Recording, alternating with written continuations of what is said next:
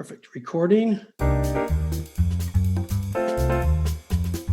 Mark Graban and Jamie Flinchbaugh are two guys drinking whiskey while chatting about lean ideas, experiences, and news. Let's hope they hold their liquor because they're not holding back on sharing their opinions. It's time for Lean Whiskey, Lean Talk with a fun spirit. Hello, welcome to the Lean Whiskey Podcast. As you might already tell, this is not Mark Graban, this is Jamie Flinchbaugh. Mark will be out this episode, but I have with me a co-host and Susan Pleasant. Susan, we've known each other a long time. How did we first meet? Well, Jamie, it's been almost 20 years. I met you in November of 2001 at the Lean Learning Center.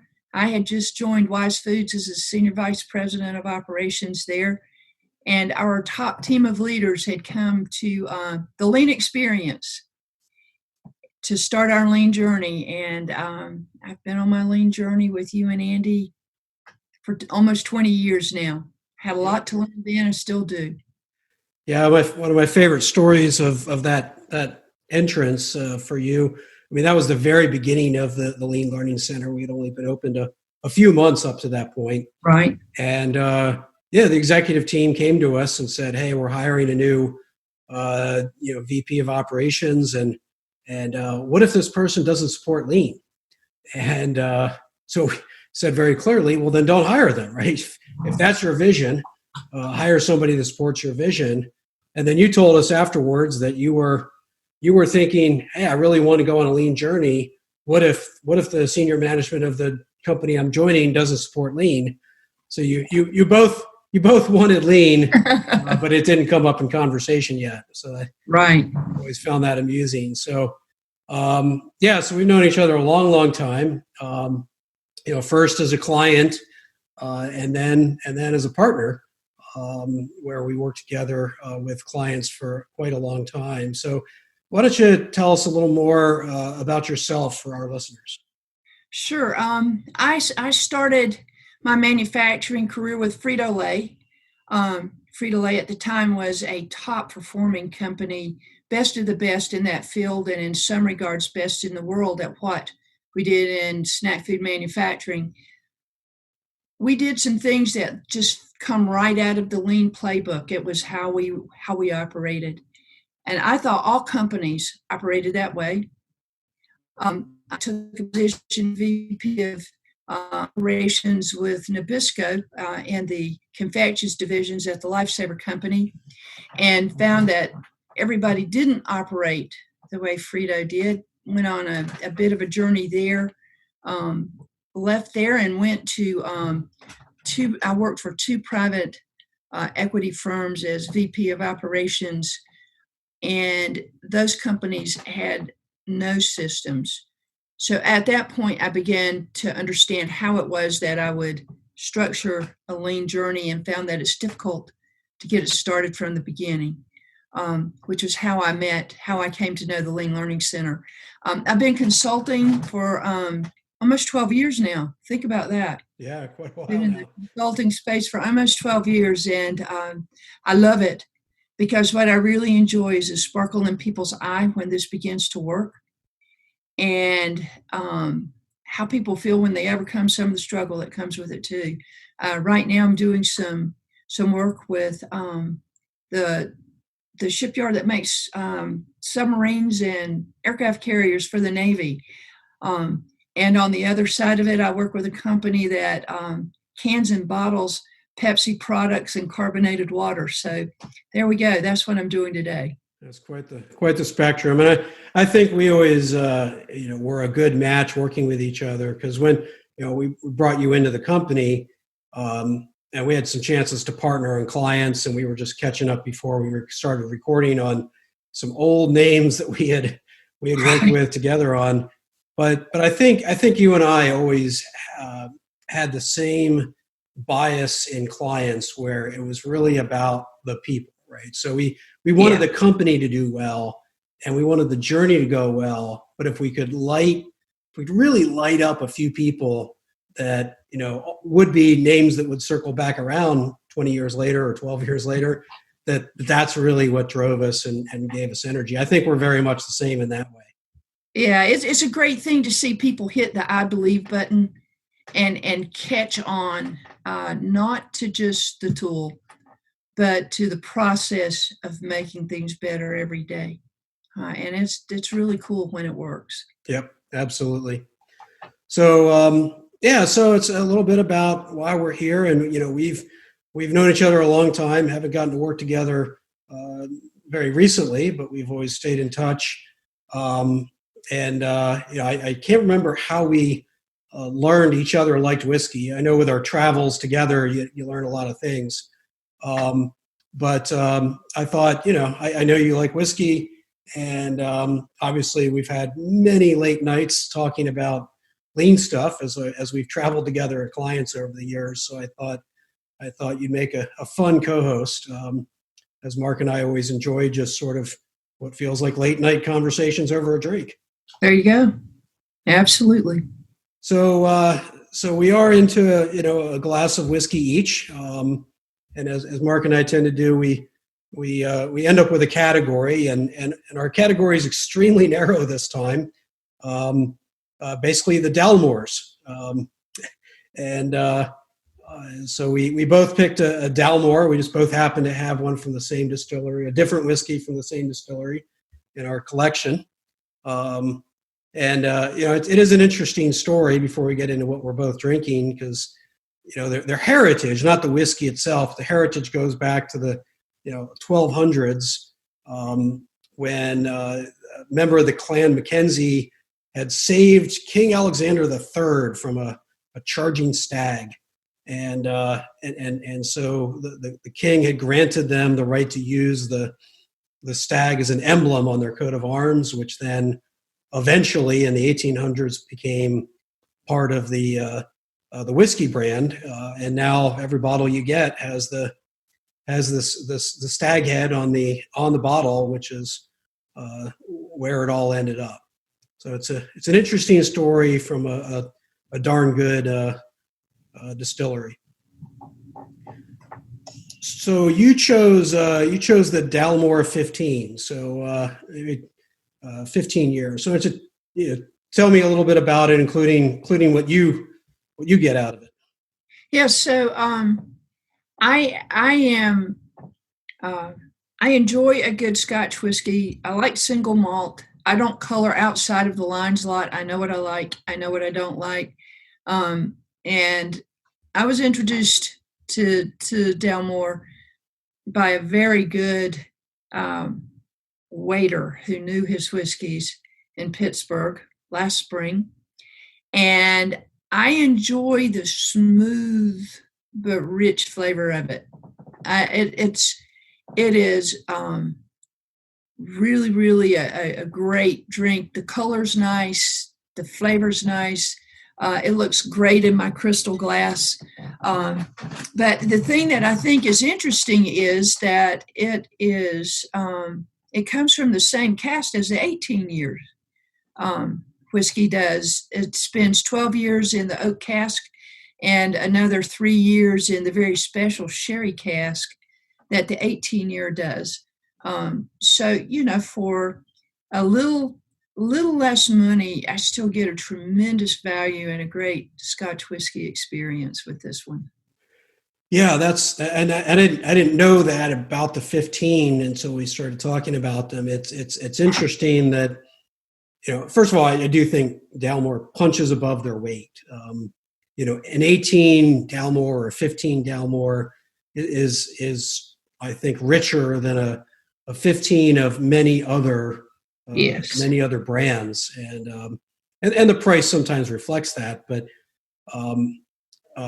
But yeah, the 18, which I'm drinking, is 14 years in those white oak casks, followed by another 4 in the sherry casks. So same process, same basic ratio, just a little longer for the 18. And what's interesting is that the company they get their sherry casks from, they've had a relationship that goes back over 100 years. 100 years to get sherry cask. Just to get sherry cask from the same place for all that time. And I know they have them using, ex-bourbon casks for their initial maturing all that time, for sure. But it is, you talk about how you have certain embedded knowledge around how you build your company and your product. And sure, maybe anybody could go off and try to buy these casks and age it for the same time. But this is a relationship that's 100 years old. You're not going to come in and just outbid them for some casks. I'm not sure that a purchasing officer would be able to talk them into a lower priced alternative. No, I don't think so. So, it's a really good whiskey. I happen to be enjoying mine in two new Christmas presents. One is a Norland Rock Heavy tumbler. It's the heaviest tumbler I've ever picked up. I almost forget how heavy it is, and if you forget, it's just going to stay on the table as your hand goes up. But it's got lots of ridges in the bottom, so it just kind of allows the whiskey to open up. And then the other thing is my mother-in-law got me an artisanal handmade glass dropper. Impressive. Water. So I always put, especially in the better whiskeys, I always put in a little water just to open it up. And this is quite the simple but artful gift. It just makes one quick side note on that. I had a bartender at the hotel in Glasgow when we were doing some work there with Network Rail. The bartender in Glasgow taught me about is it one piece of ice in the size of the ice, or is it one drop of water? We sat there one evening after work, and he would give me successive taste with just one drop of water. Now, I haven't gotten the artisanal glass yet, but I do enjoy having just the right ice. Yeah. No, it makes a difference. And again, these things have been sort of bottled up for 15 or 18 years. So, there's a lot still sort of locked in that the water helps unlock. And I haven't done the precise, try one drop, try two drops and taste the difference, blind tasting or anything like that. But I've done enough to know that it does help. And certainly again, when I think of especially a nicer pour, I want to enjoy every minute of it, and that includes the pouring of it. So, right. I understand. At some point, I'll graduate and be able to separate and identify the mandarin or orange versus the vanilla versus the apples and the chocolate finish. I haven't developed the skill yet, but I appreciate the output. It's a good whiskey. Yeah. Well, I will hear, podcasters and others that talk about whiskey who are professionals and they get different tasting notes than the producer does. And so I do think in the end, it's still your palate and right. What you enjoy and what you taste. And I always, taste it and look at the tasting notes, and I'll get a couple of them and not the others. And that's okay. That's what I taste and that's what I enjoy. Okay. It's all that matters. Well, as we get to sample our drinks, as always, we're gonna cover a listener question as well as first a news article and kind of our reactions to the news article. So we picked one that I thought was really interesting because as we've always talked about lean not just being about process; it's about people and process together and that interplay. And because this is a good article that I think highlights that intersection. And it's basically that overworked Japan, which does have an overworked culture.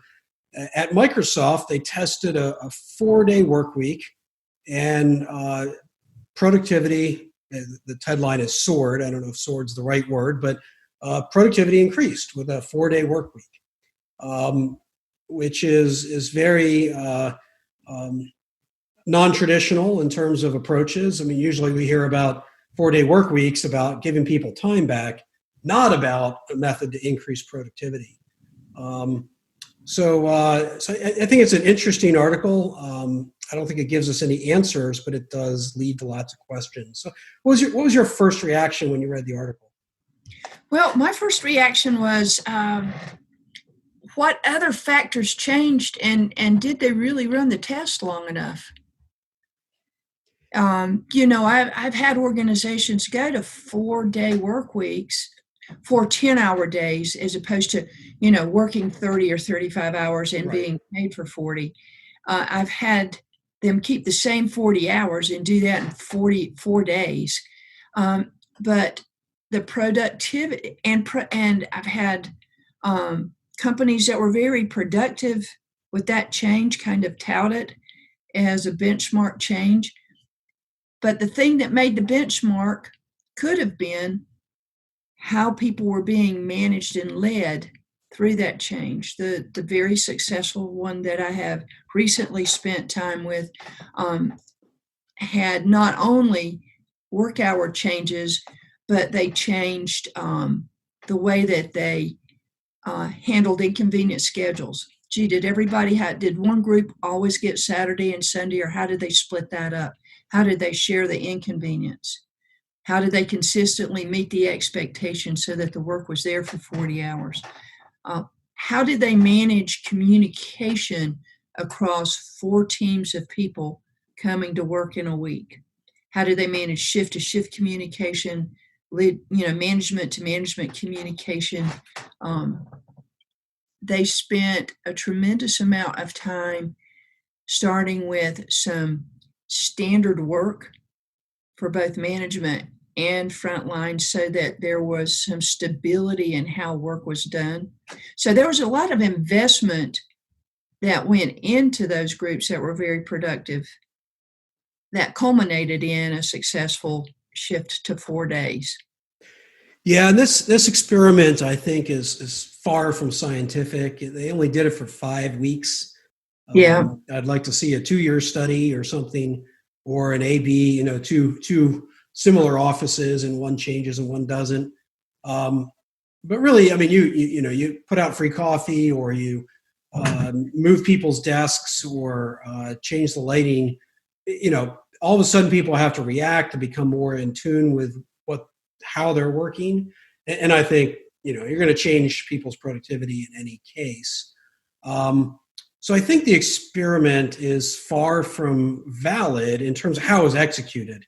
But that being said, it does lead us to some interesting questions.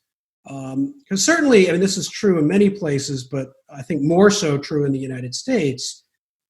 Short of a technology change or a major process change, there's sort of an assumption that an hour of output equals an hour of output. And so therefore, you work somebody more hours, you take less vacation, you put in some overtime, you're going to get more output. And so there's sort of this fundamental assumption that works in management circles that you can make systematic changes to productivity by changing work processes or using technology, but inherently the relationship between the person and the process is sort of fixed and linear. But that very is unlikely to be true. Yeah, it's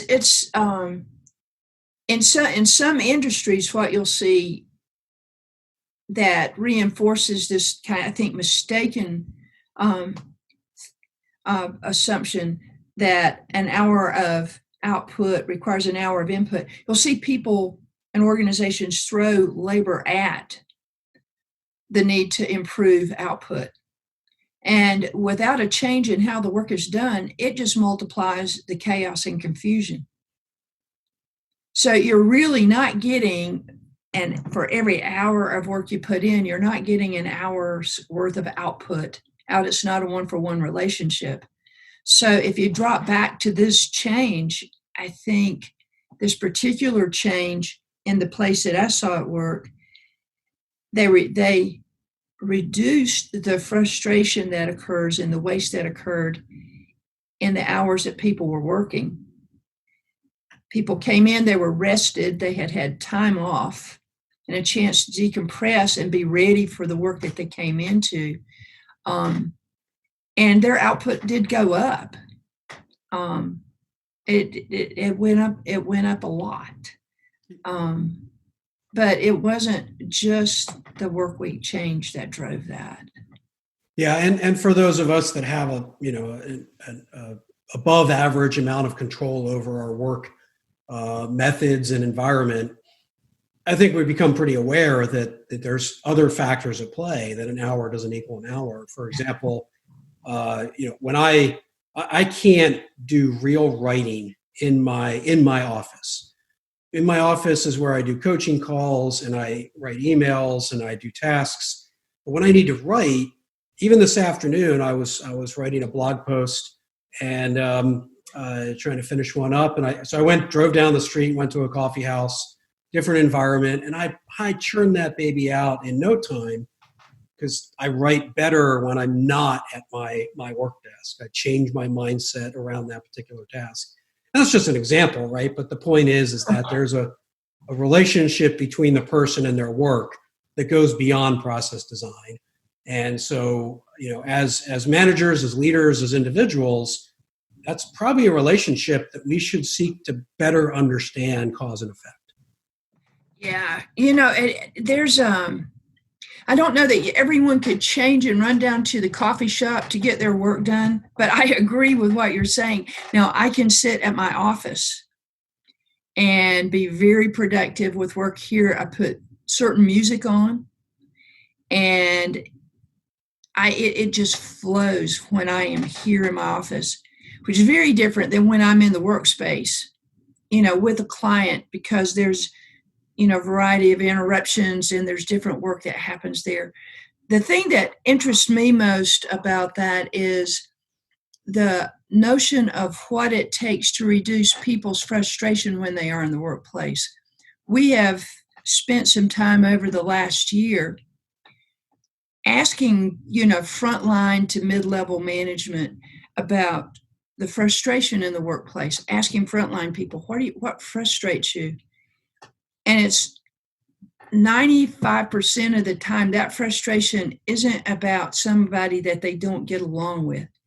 It is about the things that stop them from being productive where they're at. And that frustration, the inability to deliver the excellence that they aspire to, that frustration bubbles over into more slowdown. And when you begin to peel that back and take it away systematically, there's a multiplier effect that happens with their throughput. Yeah, I think that's important. Is what is going to really lead to that flow, right? That workflow, that mindset, that honing in, and what gets in the way of that, right? So those are the frustrations often, whether they're relationships. And I'd imagine that with the 10-hour, 4 days a week, a big part of it, especially that this test took place in Japan, that it's the frustration of getting to work in the first place and then getting home, right? Yes. Because Japan is not the easiest place to travel around in. If you're doing a 10-hour workday, theoretically, maybe you're missing a little bit more of rush hour. You're doing it less often as a ratio. You're doing client work right now at a place where people, it's so difficult to get to work. They drive early and then sleep in their cars for a little bit before they go to work. And if you can just remove some of that burden, short of the whole work from home trend, if you can remove some of that burden, then your productive work to frustrated time ratio starts to change. Yeah, I'll tell you a story. There's a young man that I have worked with, and for professional reasons, I won't recognize his name here, but I've had an opportunity to work with him for about 4 months now. He had a team. He was assigned a team of people. He had 20 highly skilled employees that he was assigned, and the normal head count for that level for a foreman to have is 10 people for that particular work. He had over 20 people, 21 people. he was given the assignment because it was a tough assignment. People are mostly working outside. And he was a bit overwhelmed with it. And he said, I had more people than I could get around to. He said, we had more moving parts to handle. He said, I was driving myself crazy. And then he said, what I did, I decided that what I would do is look after my people first. And I would be sure they had what they needed to win. And I would be sure that they knew how they did at the end of each day and how they felt about how they did at the end of each day. He said, and then I would work on everything else after I did that. And he was tremendously successful just by stepping back and simplifying to what do they need to win? And what do I need to do to keep them recognized and feeling that they've accomplished something? And if we've got a problem, let's take care of it. And for a guy who's 10 years into his career, I thought that was very good insight. Let's go find out what they need, and then let's go leverage that. And he was very successful with it. Well, I think a key part of what you shared in that example is being able to tell people, whether they had a good day or not. And that means in part, right? Sometimes it's just how you feel, but sometimes it's about defining output, right? What does good look like in terms of output, which is, if you measure productivity, it's output divided by input, right? The input is the hours. That's easy. Yeah. But in this experiment, the output was fairly easy because it was sales. So these are people doing sales. They have X number of dollars or Y number of dollars, or pretty easy to do that experiment. But unless you can define output in a way that you can relate it back to your input or your effort, not easy to tell if you're being more productive or less productive. Yeah, so Jamie, that's the reason that they have scoreboards at sports events, so we can know how we're doing. Yeah. And it's also why in sports events they have somebody there taking all of those statistics so that they know how they're doing, not only for the game, but for every play in the game, every quarter in the game.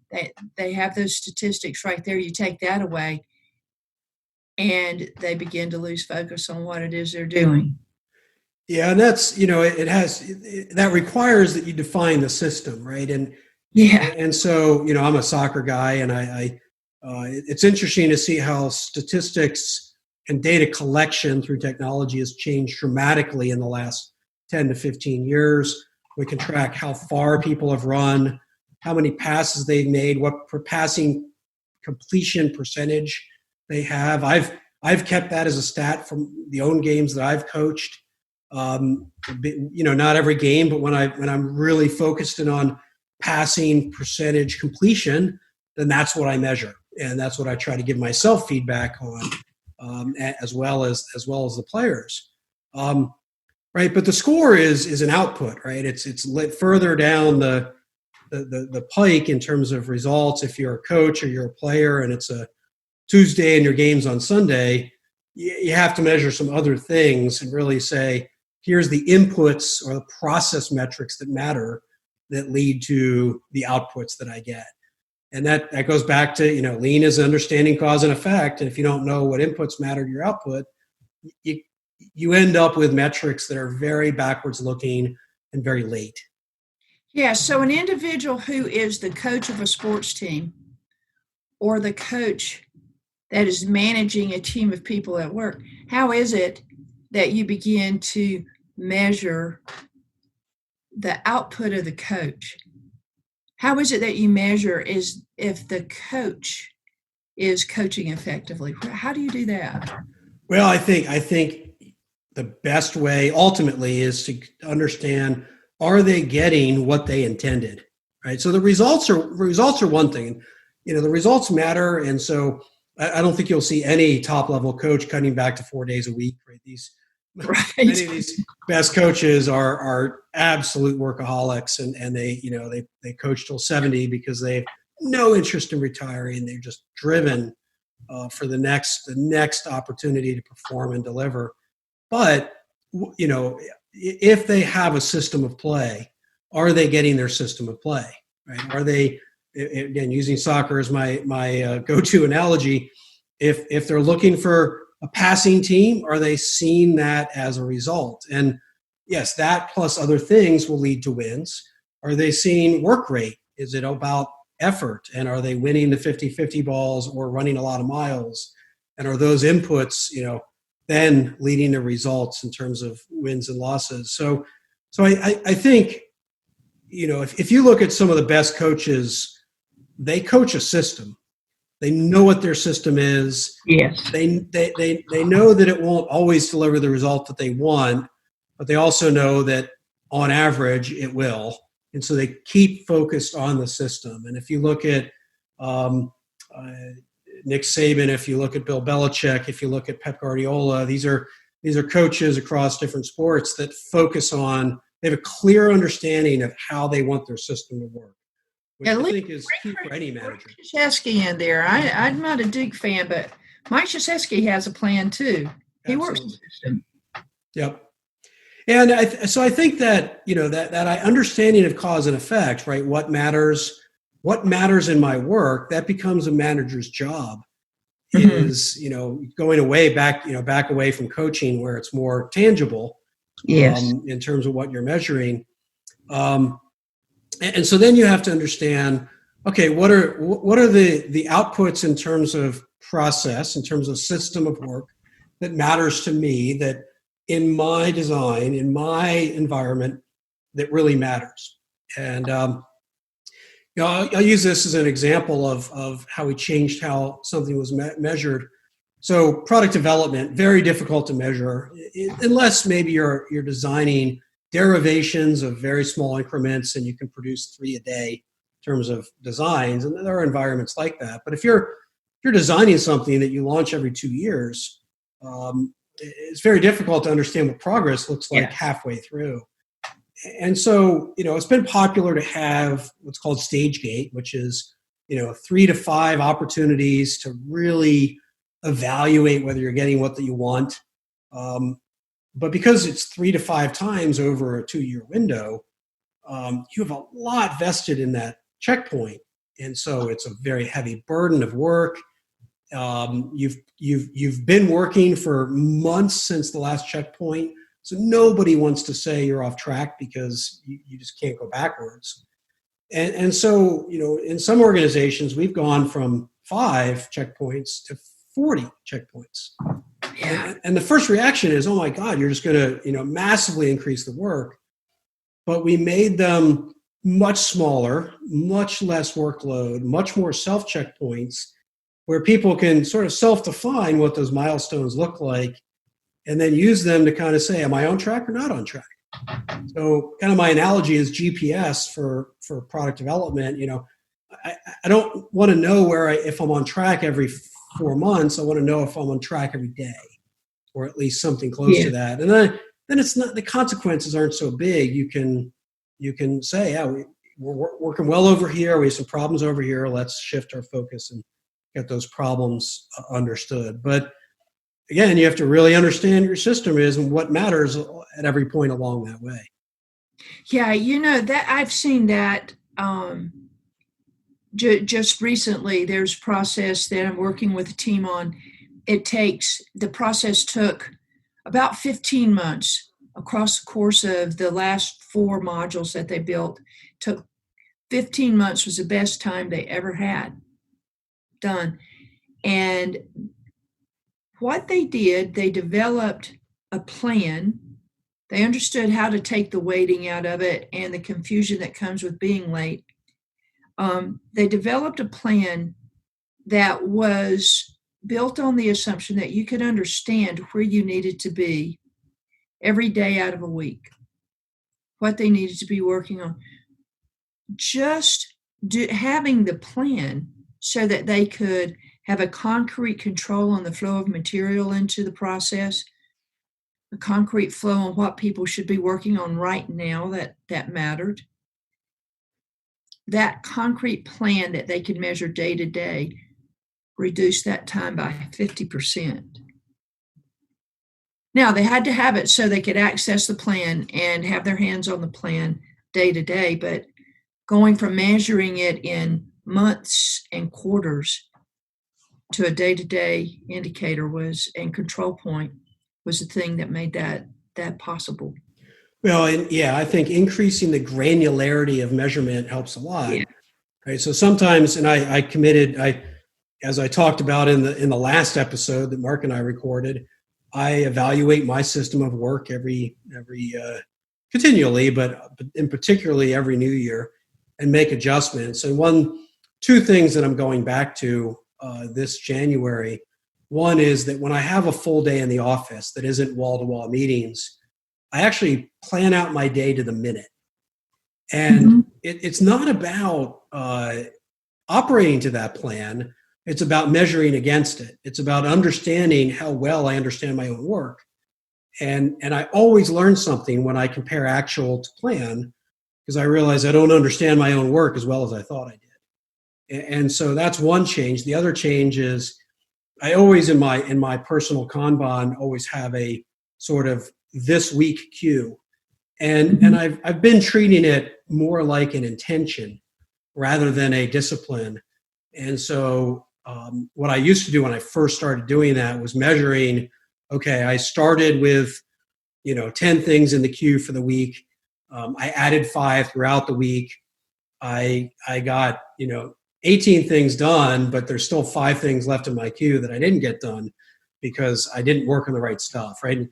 And so those are, changes to my system of work that I'm starting actually literally today to improve my own, again, understanding, measurement, and ultimately improvement of my own work productivity. Yes. So you and I both share a bit of a passion for understanding personal scheduling and taking waste out. I'm in the process of looking at that as well. I've been tracking what are my interruptions. When is it that I stop value added and start doing other stuff? Which isn't a surprise. That's not too hard. But the thing I've learned a lot about over the last 6 months is how much time do I spend over processing and doing more than is necessary out of my drive to deliver a beyond excellent result. And I find my clients are often in that same place. They are going well beyond what is required to do a safe, high quality piece of work. They're striving for perfection, and perfection costs time. Yep. And so this whole adventure into what is over processing has been a little bit of an aha moment for me and a few other people that I've worked with. Yeah, I think that's real important. And we've said many times in our collective teachings that the waste of overprocessing is the hardest one to see. And as a result, it's often the most common because it's about delivering more to your customer than your customer wants. And so it means you have to have a really good understanding of what your customer wants, which is hard when your customer doesn't even always understand what they want. And so that becomes a serious threat to productivity. So, if we sum up some of what we've been talking about here, we have to understand cause and effect, right? How does your process lead to the results you want? You have to have some way to measure output, whether it's measuring the inputs that you expect in your system to deliver the outputs, or if you have a concrete and granular way to measure outputs. You have to understand the relationship between a worker, any worker, and their productivity, right? Their work environment, not just process plus equals your outputs. And then ultimately, there's probably a lot more to be understood to reduce frustrations as a barrier to increasing peak productivity. So those are some of the highlights. Anything I missed that you'd like to add about this article before we carry on? No, I'm good with that. Fantastic. So then we get to a listener question, and this is, we kind of picked some that were timely. In the last episode, Mark and I talked about sort of routines at closing out the year and setting up for the next one. And certainly an aspect of that was setting goals as part of that process. So it sort of leads into a question Mark and I didn't cover, which is less personal and more about the organization. But how should a lean organization set goals, right? So this is when, if people haven't done it yet, this is when people are still thinking about it. They might have put something down, but they had to based on dates, and now they're actually thinking about it for real because they hate what they wrote down already.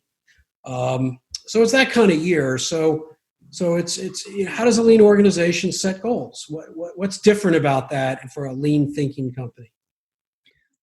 Well, I think the first thing that you see in a lean thinking company is they are setting goals not as a percent to a prior year, but as a milestone on the way to a future state they're going to.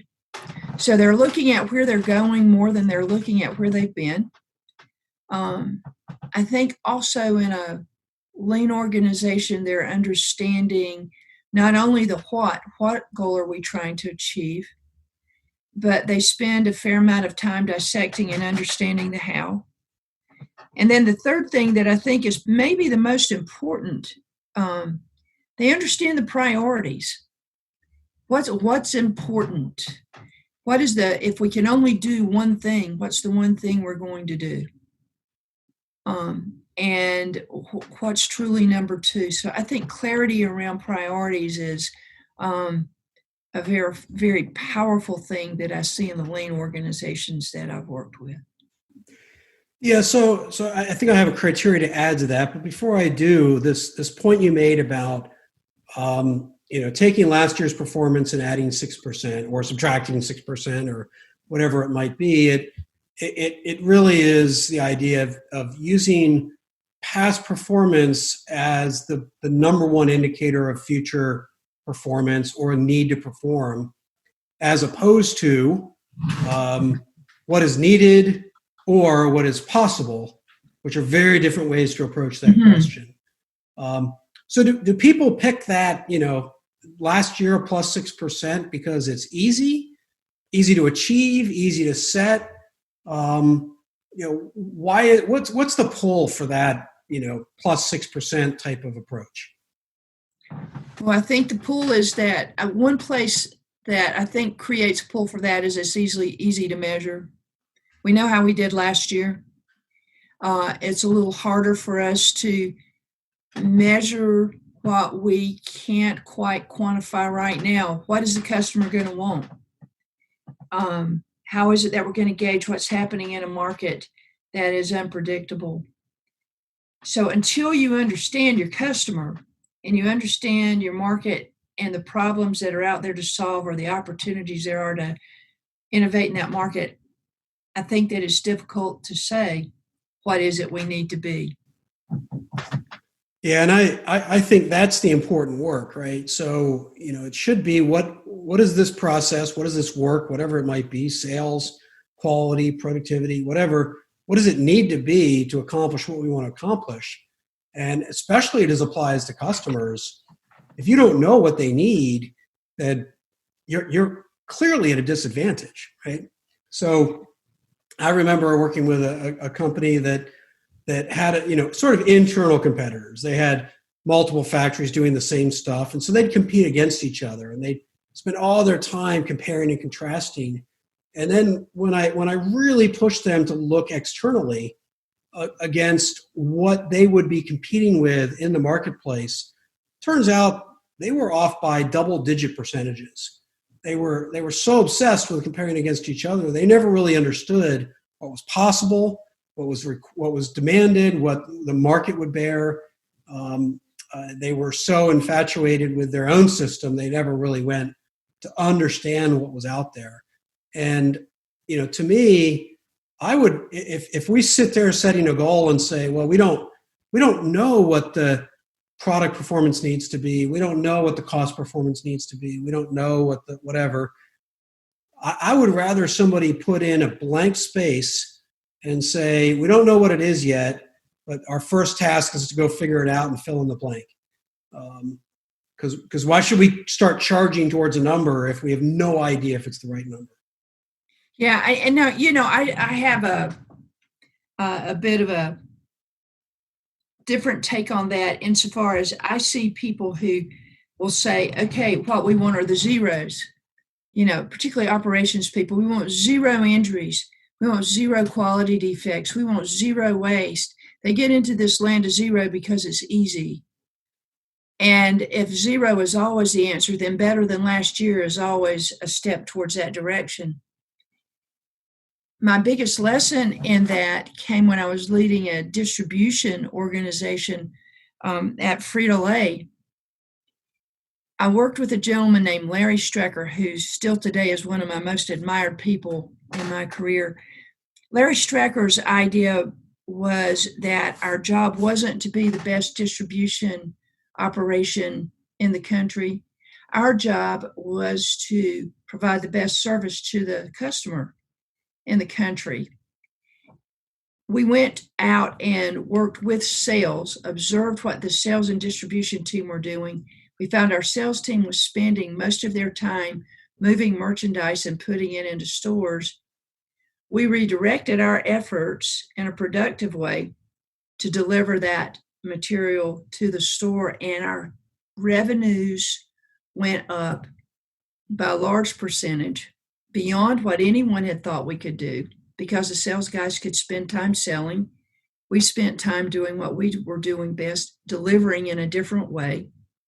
And we broke the rules, but we had a great year on distribution performance and sales performance, and our profits were higher than anybody at Frito-Lay that year, because we didn't limit ourselves to functional goals or the land of zeros. We said, how can we improve the system and make it better than it's ever been?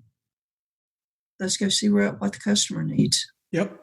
Yeah, and I think anytime you get into the land of zeros, you have to find a way to make progress or risk or probability more granular, more visible, because you're at the whimsy of something bad happening at a random interval that it's too late to react to. Yeah, people don't get inspired by not doing as bad as we did last year. Right. Let's do something great this year. And here's what we call great. So one of the criteria to what makes a lean goal or a lean organization setting goal different that I'd add to your list is the premise of learning. And you certainly know that I put learning at the center of lean, not as an add-on.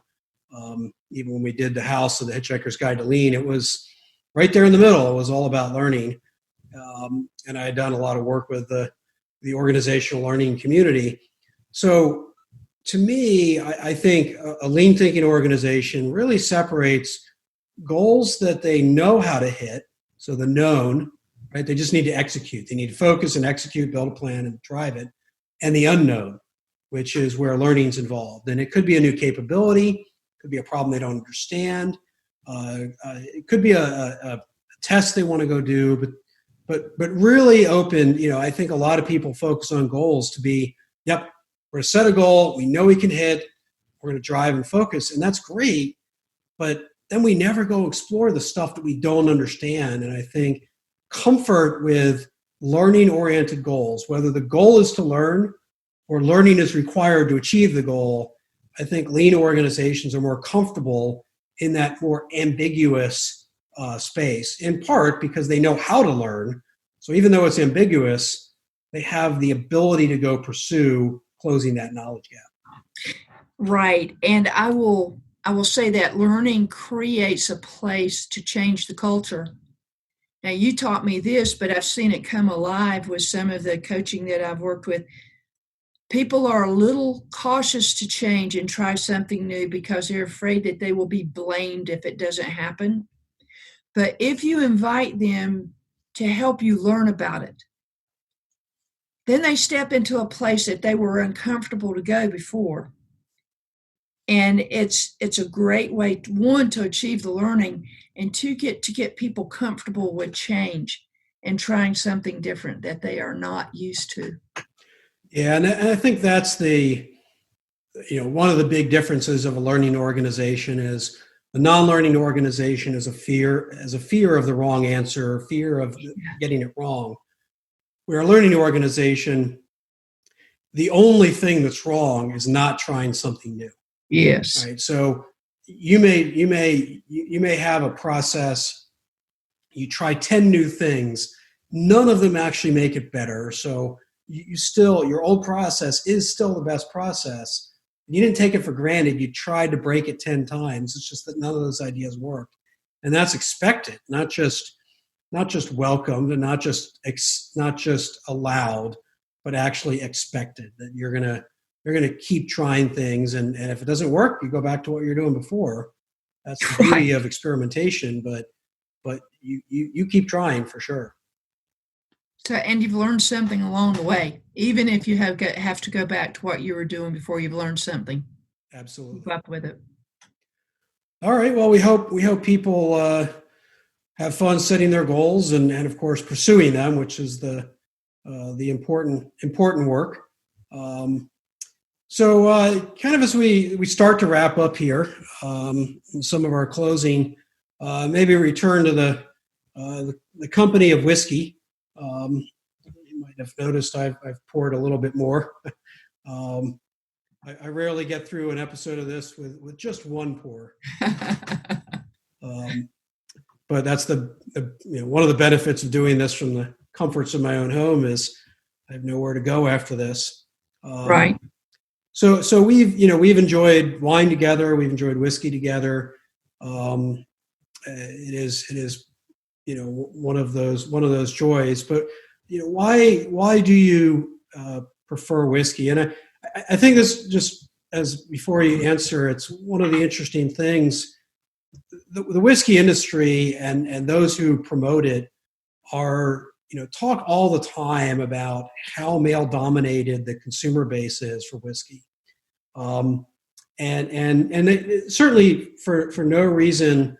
The marketing is oriented that way, and history is sort of oriented that way. And so, in addition to how you got into it, just why do you prefer whiskey? What do you enjoy about it? Yeah, well, my snappy answer is it doesn't turn my teeth purple like red wine does. But that's my snappy answer. The thing that I've learned is that people prefer a whiskey for a reason, and they have a story about it, and there's some heritage about it. I was going to Kentucky to see a friend of mine in Kentucky. He lives in Owensboro. I've known him a long time, and he was telling me about all the whiskey that's made there. I asked my friend here if I could bring back a bottle of whiskey to her. She's an old friend. I've known her. We worked together at Frito-Lay. I've known her for 30 years. She and her husband have moved here. And she said, well, while you're there, if you can find a bourbon called Pappy for $200 or less, will you bring that back? Well, I didn't know. I go into the store with my friend Chris, my friend in Kentucky. His name is Chris. And I went to the owner of the store and I said, do you have Pappy for under $200? And 5 people started laughing. Absolutely. So there's always a story with it. And I think that's the thing I enjoy the most. Yeah, I think, I think that's great. It is, a product of passion. A lot of even though there's been huge consolidation in the industry, there's also at the same time been hundreds of pop-up new distilleries, especially in the U.S. Harder to do so in more regulated environments, but you can buy juice from one of the big houses and already matured. Put it in your own bottle with your own label and your own story, and start selling it. And it doesn't seem to be bothering people that a lot of the whiskey sold under these sort of micro brands isn't even their own making. It's their own selection, but it's not their own making. So it is very personal on both on the production side, on the purchasing side, because you can't just go into any store, as you said, and buy whatever you want. I've talked about many times where I get a lot of my whiskey through a specialty catalog that I get to sample new stuff. And of course, on the tasting side, And honestly, I go back to the beginning of the podcast. You talked about how you learned about Dalmore and at a restaurant in Pittsburgh, and I assume that was when you and I went out Right. at the conference at the whiskey bar. So it, I didn't even realize that when you had selected your Dalmore 15, that dinner we had together was where that particular interest started. That was it. But I do enjoy that. I do enjoy that particular restaurant and that experience, and we sat there for quite a while. Since we both got to walk home in that case. We didn't have far to walk either, so that made that a little easier. We did not have far to walk to our hotels. So, I think the stories behind whiskey, again, both in the production and the enjoyment of it are a big part of it. And certainly look forward to, again, part of why Mark and I did this is that we would enjoy each other's company over a glass of whiskey, talking shop. Right. And you and I have done that many times as we travel together. And so this was just a fun opportunity to recreate a bit of that. So anything to add before we wrap up here?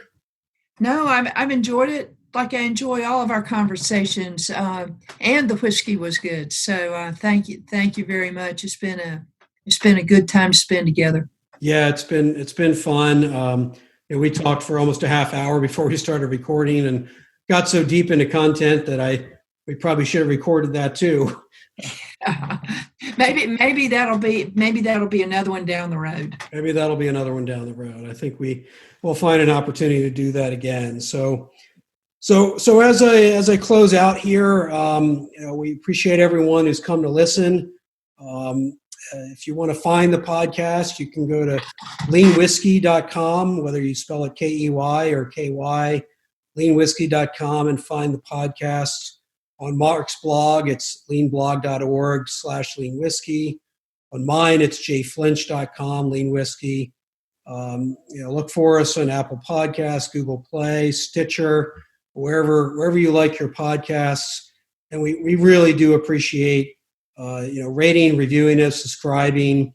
You hope you don't miss an all important episode, but it helps other people find the podcast and enjoy it as well. So we appreciate all our listeners and their participation in the process. So with that, Susan, cheers to you. Cheers, my friend. Thanks very much. Absolutely.